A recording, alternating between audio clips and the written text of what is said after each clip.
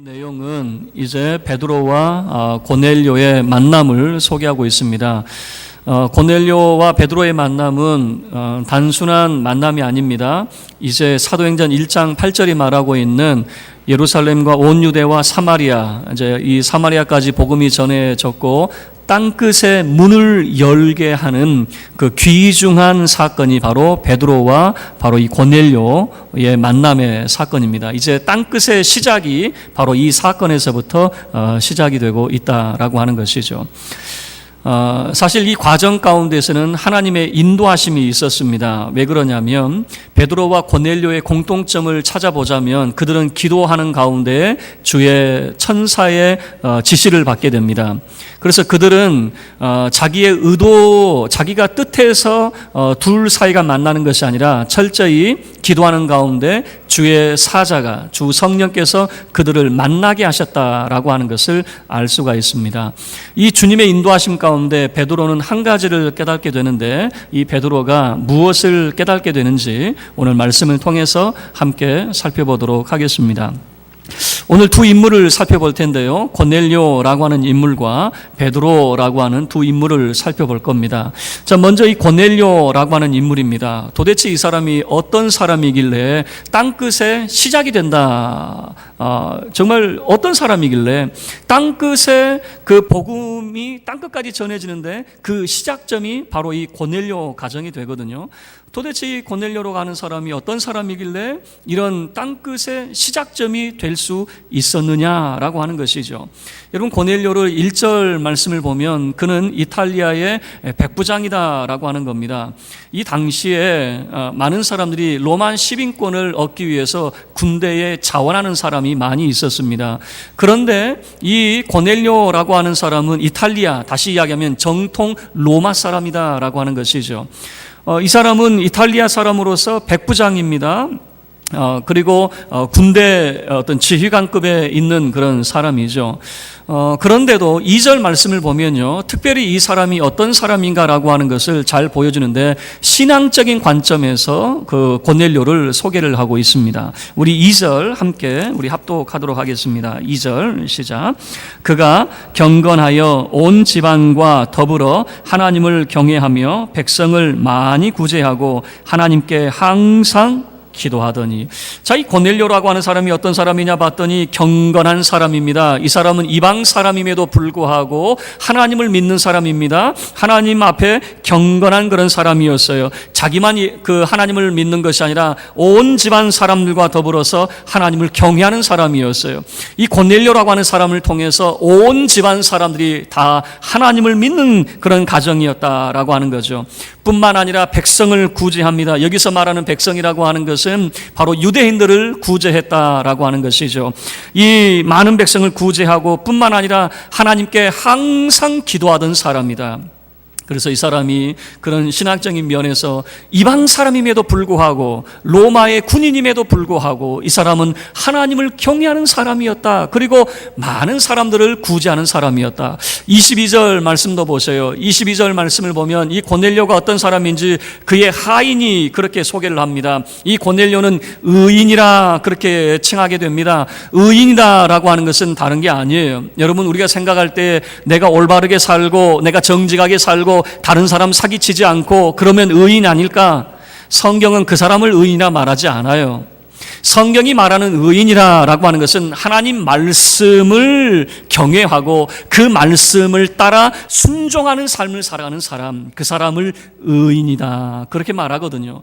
그러면 이 고넬료라고 하는 사람은 율법을 잘 아는 사람이고 하나님의 말씀을 순종하며 그렇게 살아가는 사람이었다라고 하는 것을 의인이라고 하는 표현을 통해서 알 수가 있는 거죠.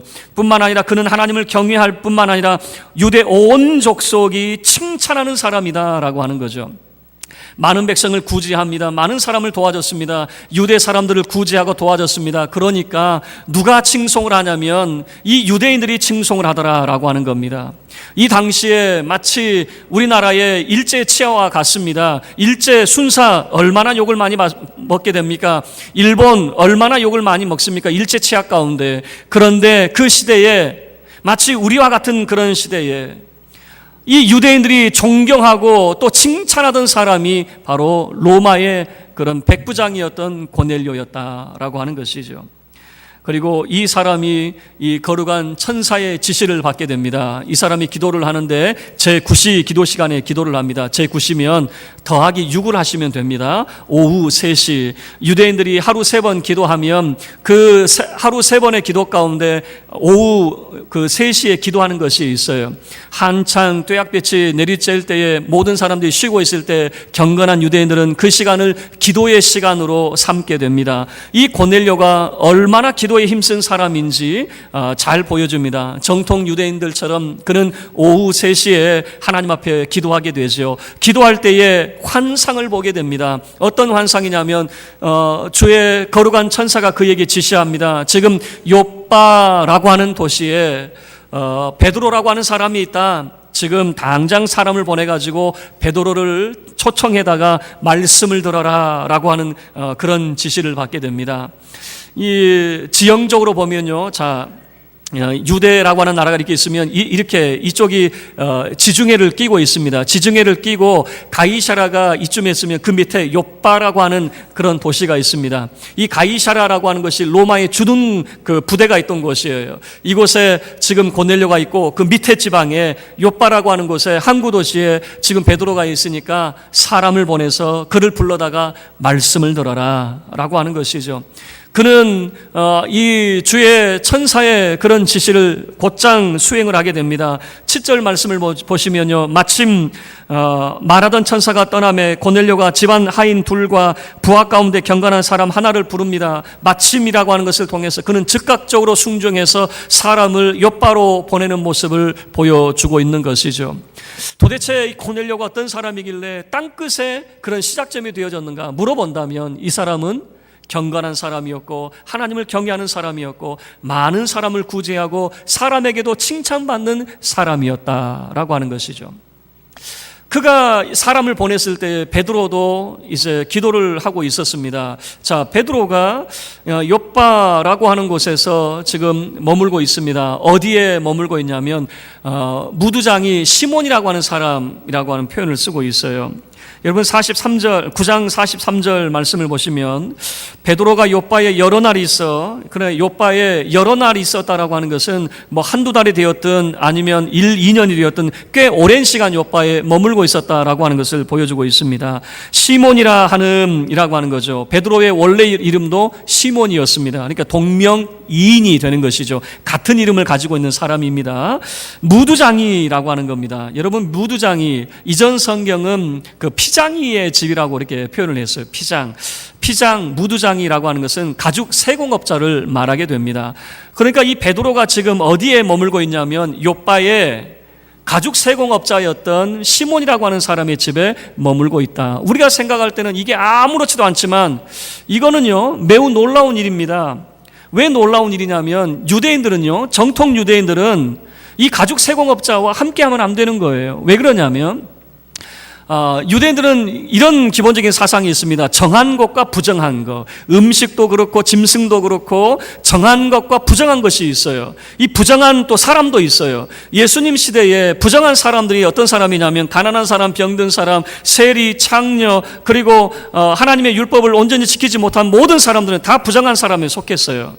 그래서 바리새인들이 예수님께 자꾸 뭐라고 항변하냐면 당신이 선지자라면 우리와 같은 참으로 정한 사람들과 함께 해야지 왜 저런 부정한 사람들과 함께 어울려 다니느냐라고 계속해서 예수님을 비난을 하게 되죠. 그러나 예수님은 사람을 차별하지 않았어요. 예수님이 하신 말씀이 뭡니까? 의원이 누구에게 필요하냐? 의사가 누구에게 필요하냐? 건강한 사람에게 의사가 필요하더냐?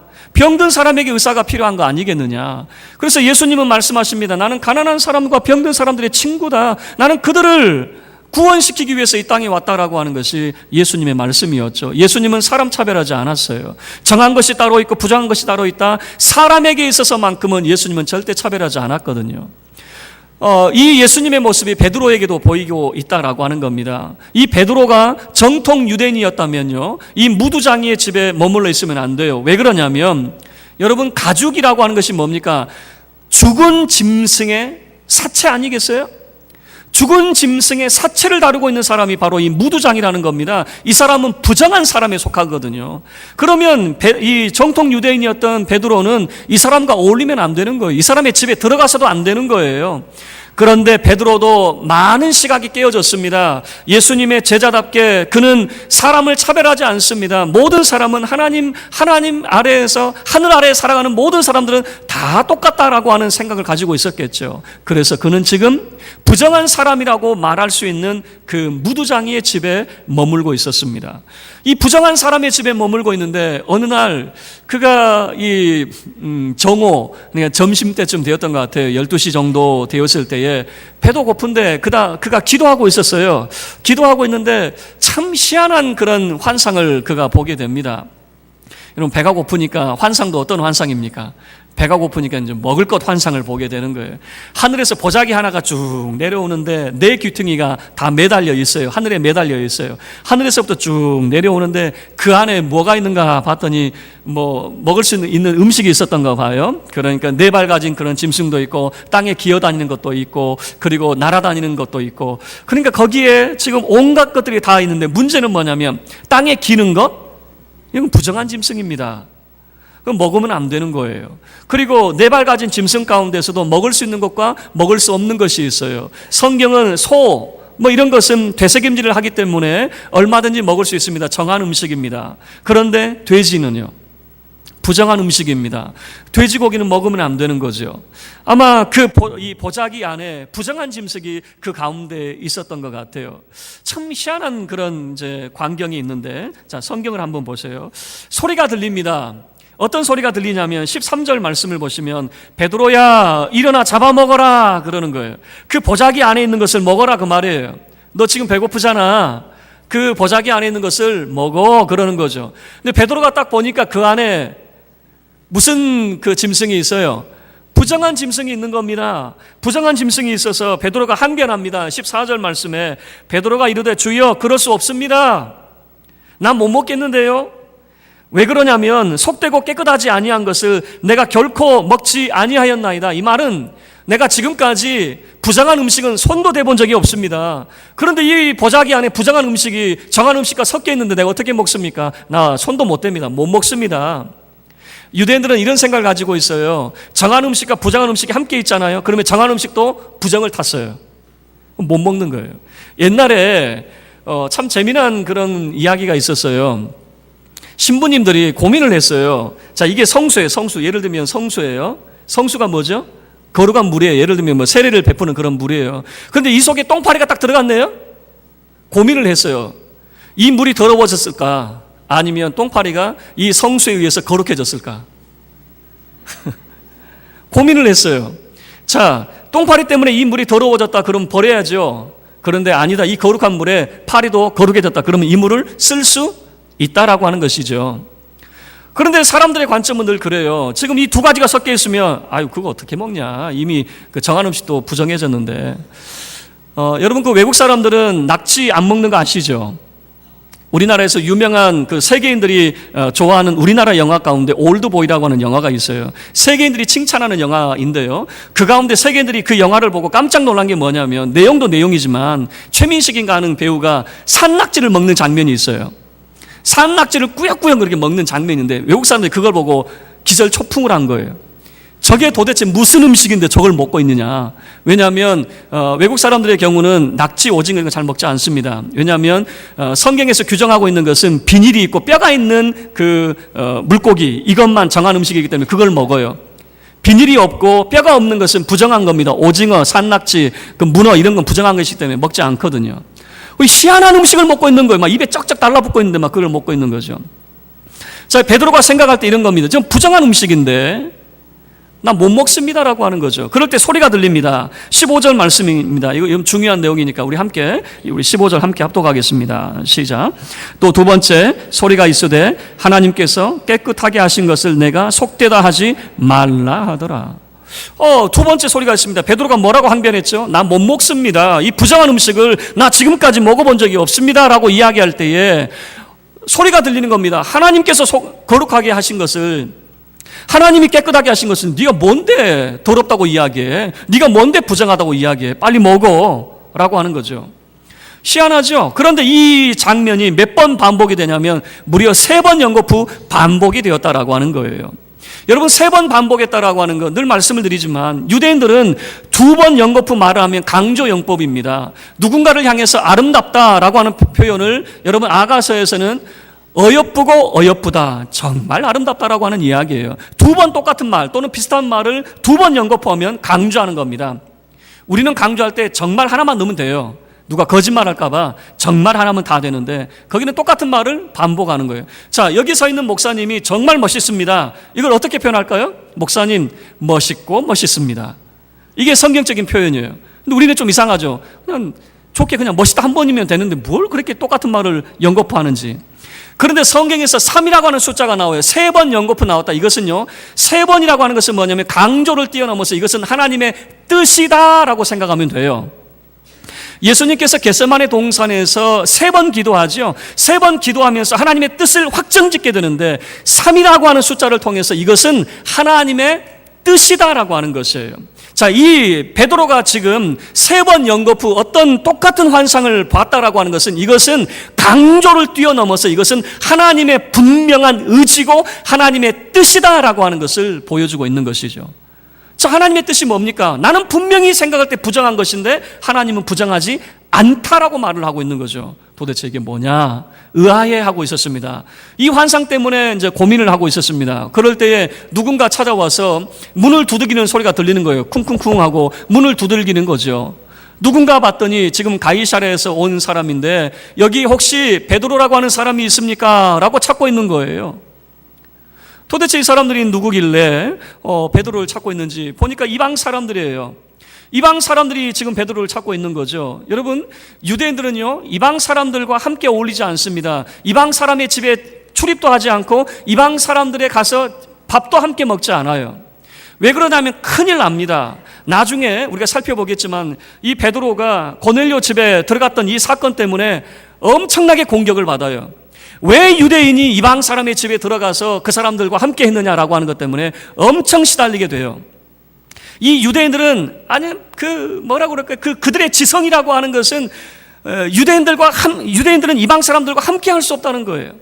혹시 여러분 이 사건도 기억하는지 모르겠어요. 이 안디옥 교회가 있었습니다. 이 안디옥 교회는요 이방 사람들과 유대인들이 함께 이렇게 섞여 있었어요. 이 안디옥 교회에 베드로가 이제 방문을 할 경우가 있었어요. 그리고 이방 사람들과 함께 식사를 하는데 하필이면 어떤 사람이 베드로에게 와서 귓속말로 이렇게 말해줬던 것 같아요. 지금 예루살렘에서 사람들이 오고 있습니다. 예루살렘에서 지금 장로들이 보낸 사람들이 오고 있습니다. 그러니까 베드로가 깜짝 놀래가지고 그 식사자를 박차고 나가버렸어요. 왜 그러냐면 또 공격받을까 봐. 유대인들은 이방 사람들과 함께 해서는 안 된다라고 하는 이 강박관념이 그들 가운데 있거든요. 자, 베드로도 마찬가지예요. 야, 이방 사람이 왜 나를 찾아? 그리고 내가 갈 이유가 있느냐? 나 갈 이유가 없다라고 생각을 했겠죠. 그런데 문제는 뭐냐면 성령께서 베드로를 주장하시는 거예요. 베드로야, 내가 보낸 것이니까 너 그 사람들을 따라가라 그러는 거예요. 자, 보세요. 19절 말씀 보세요. 자, 우리 19절 함께 우리 합독하겠습니다. 19절과 20절 시작. 베드로가 그 환상에 대하여 생각할 때에 성령께서 그에게 말씀하시되 두 사람이 너를 찾으니 일어나 내려가 의심하지 말고 함께 가라. 내가 그들을 보내었느니라 하시니. 지금 이방 사람들이 너를 지금 찾으러 왔는데 내가 보낸 것이니까 두려워하지 말고 의심도 하지 말고 그 사람들 따라가.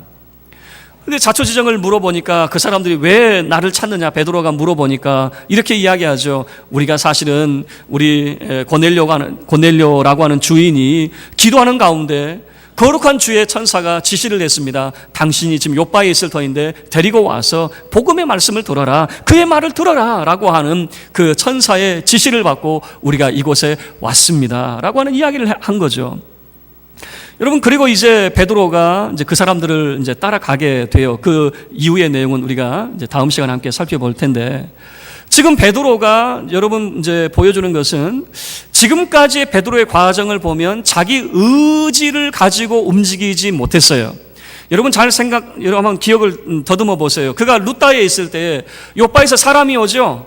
지금 다비다라고 하는 그 여제자가 죽었는데 빨리 요바로 좀 올라와 주십시오. 빨리 와서 이 여제자를 좀 살려주십시오. 그래서 베드로가 자기가 원해서 간 것이 아니라 초청에 의해서 갔단 말이에요. 자, 요바에서 다비다라고 하는 여제자를 살려줬습니다. 그리고 무두장이의 집에서 그가 머물러 있었어요. 또 마찬가지예요. 가이사랴에서 사람이 옵니다. 그를 초청을 합니다. 지금 거룩한 주의 천사의 지시가 있어서 당신을 우리 집에 초대를 하라고 합니다.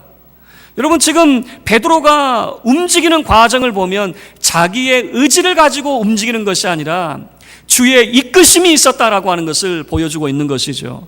우리 인생을 가만히 살펴보면 우리 인생도 마찬가지예요. 내가 하고 싶은 대로 되지 않아요. 내가 원하는 대로 되지 않아요. 때로는 무슨 생각을 하냐면 돌이켜보면 이게 주님이 나를 이끄셨구나라고 하는 것을 고백하게 만들 정도로 주님의 인도하심이 있어요. 뭐 그런 거 아니겠어요? 내가 내 인생을 의도하는 대로 움직이는 것이 아니라 희한하게 주께서 나를 이끌고 계신다라고 하는 것을 우리가 알 때가 있다, 그 말입니다. 자, 그런데 왜 주님이 우리를 이끄시는가? 왜 우리를 인도하시는가라고 하는 거예요. 베드로를 왜 이끄셨느냐라고 물어본다면 이 한 가지 고백을 하도록 하나님께서 베드로를 이끌고 계셨다라고 하는 것을 알 수 있거든요. 도대체 무슨 고백을 하게 만드십니까? 라고 물어본다면 성경에 너무 자세하게 잘 나와 있어요. 34절과 35절 말씀을 보셔요. 34절과 35절의 말씀을 고백할 수 있도록 지금 베드로를 성령께서 이끌고 있다라고 하는 거예요. 이것은요, 자기 의지대로는 절대 고백을 못하는 거예요. 자기의 지성으로는 절대 고백하지 못하는 거예요. 자기의 지성을 완전히 무너뜨리고 바로 이 영성의 눈을 떴을 때 고백할 수 있는 것이 바로 이 34절과 35절 말씀이에요. 베드로가 뭐라고 고백하는지 보세요. 자, 함께 읽겠습니다. 34절 먼저 함께 합독하죠. 시작. 베드로가 입을 열어 말하되 내가 참으로 하나님은 사람의 외모를 보지 아니하시고. 자, 하나님은 사람의 외모를 보지 아니하신다. 자, 이거는 우리가 다 알 것 같아요. 이미 하나님이 다윗을 선택할 때에도 사무엘에게 하신 말씀 아닙니까? 그 사람의 외모를 보지 마라. 나는 중심을 본다라고 하는 거 우리는 이미 잘 알고 있지 않습니까? 하나님은 사람의 외모를 보지 않아요. 하나님은 그 사람의 중심을 보신다는 거 다 알고 있어요. 그런데 하나님은 사람의 외모를 보지 않는다. 35절 말씀이 더 중요한 말씀인 거예요. 외모를 보지 않는 그 하나님이 도대체 무엇을 보시느냐? 여러분, 35절이에요. 베드로가 이것을 고백하도록 만들고 있다, 그 말입니다. 35절 함께 읽겠습니다. 시작. 각 나라 중 하나님을 경외하며 의를 행하는 사람은 다 받으시는 줄 깨달았도다. 베드로가 내가 이것을 깨달았습니다라고 하는 겁니다. 무엇입니까? 라고 물어본다면 각 나라 중이라고 하는, 각 나라 중. 베드로가 지금까지 가지고 있었던 지성의 한계는 뭐냐면 오직 구원은 유대인만 구원받습니다라고 하는 거예요. 오직 차별받지 않음도 유대인 안에서만 차별이 없는 하나님의 구원을 그는 생각을 했겠죠. 지금까지 베드로가 가지고 있었던 것은 하나님은 유대인만의 하나님이고 하나님은 유대인만 구원하십니다라고 하는 이 지성을 가지고 있었다는 것이죠. 그런데 고넬료를 만남으로 인해서 그의 지성이 산산이 무너지게 되는 것입니다.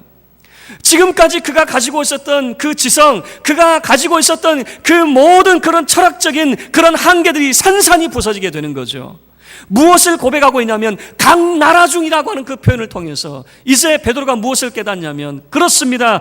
유대인만 구원받는 것이 아니라 각 나라 중 참으로 하나님을 경외하고 정말 의롭게 살아가는 하나님의 택한 백성들은 예수 그리스도를 통해서 다 구원을 받습니다라고 하는 것을 그가 인정하고 고백하게 되는 거죠. 누구를 통해서요? 고넬료라고 하는 사람을 만남으로 인하여서라고 하는 거예요. 말씀을 마치도록 하겠습니다. 하나님은 베드로를 이끌고 계셔요. 고넬료도 이끌고 계셔요. 그 둘의 만남을 보면 자기들이 원해서 만난 거 아니에요. 거룩한 주의 천사가 지시하셔가지고 성령께서 주장하셔가지고 그 둘이 만나게 되는 것 아니겠습니까? 그 둘이 만나는 이유가 뭐냐 그 말이에요. 왜 이 둘을 만나게 했느냐 그 말입니다. 베드로로 하여금 이 고백을 꺼내게 만드는 거예요. 고넬료를 만남으로 인하여서 하나님은 이제 유대인만 구원하시는 것이 아니라 이방의 모든 사람들, 그 하나님을 경외하고 의를 행하는 사람은 하나님이 다 받으시는구나, 하나님이 다 구원하시는구나. 여러분, 이게 바로 베드로의 지성이 깨지고 영성의 세계로 들어가는 것입니다. 베드로의 지성은, 그의 한계는 유대인만 구원받는 거예요. 우리만 구원받는 거예요. 우리만. 요즘 그 한국의 이단들 보면요, 14만 4천 자꾸 이야기하죠. 14만 4천을 이야기하는 건 뭐냐면 이런 겁니다. 그냥 우리만 구원받겠다 그 말입니다. 일본이고 중국이고 브라질이고 미국에 그 사람들은 구원 다 못 받는 거고, 한국 사람들만 14만 4천 채운다 해가지고 우리만 구원받는다. 이게 그들의 지성의 한계라 그 말이에요. 각 나라 중이라고 하는 것이 이미 성경을 통해서 우리에게 말씀하고 있잖아요. 너희들만 구원받는 게 아니잖아요. 14만 4천을 이야기하자면요, 이미 유럽에서 14만 4천 다 넘었고, 미국에서 넘었고, 영국에서 넘었고, 브라질에서도 14만 4천 다 넘었더라고요. 보니까 교회사를 다 떠들어 보니까 이단들이 한국에만 이단이 발흥한 것이 아니라 세계 도처에서 이단이 발흥을 했어요. 세계 도처에서 이미 기독교 역사를 보니까 14만 4천 진작에 넘었더라고요. 그들의 지성의 한계가 바로 여기입니다. 우리만 구원받자 그 말이에요. 우리만. 여러분, 이 한계를 벗어나야 된다 그 말이에요. 이 한계를 여러분 베드로는 벗어나게 되죠. 누구를 만남으로 인하여서요? 고넬료라고 하는 사람을 만남을 통해서. 그런데 그 만남은 자기의 의도가 아니라 하나님의 이끄심이었고 인도하심이었다라고 하는 거예요. 여러분, 우리의 삶의 여정을 보면 내가 원하는 대로 살지 못해요. 때로는 엉뚱한 길로 가게 돼요. 그곳에서 주님의 뜻을 발견할 수 있기를 바랍니다. 주님의 뜻을 발견해야 우리의 지성이 무너지고 새로운 영성의 눈을 뜨게 되는 것입니다. 하나님이 우리를 향해서 무슨 생각을 가지고 계시고, 하나님께서 내 인생을 통해서 무엇을 원하고 계시는지를 알게 되는 거예요. 이제 베드로와 고넬료의 만남을 통해서 땅끝의 문이 열리게 될 거예요. 땅끝의 문이 활짝 열리게 돼요. 그 열린 문으로 누가 활약을 하게 되냐면 바울이라고 하는 사람이 활약을 하게 될 거예요. 저와 여러분의 삶이 참으로 하나님의 인도하심 가운데에 우리의 지성이 무너지고 새롭게 영성의 눈을 뜨고 하나님의 뜻을 발견하고 하나님께서 원하시는 그 삶을 살아가는 저와 여러분의 삶이 되기를 주의 이름으로 축원합니다.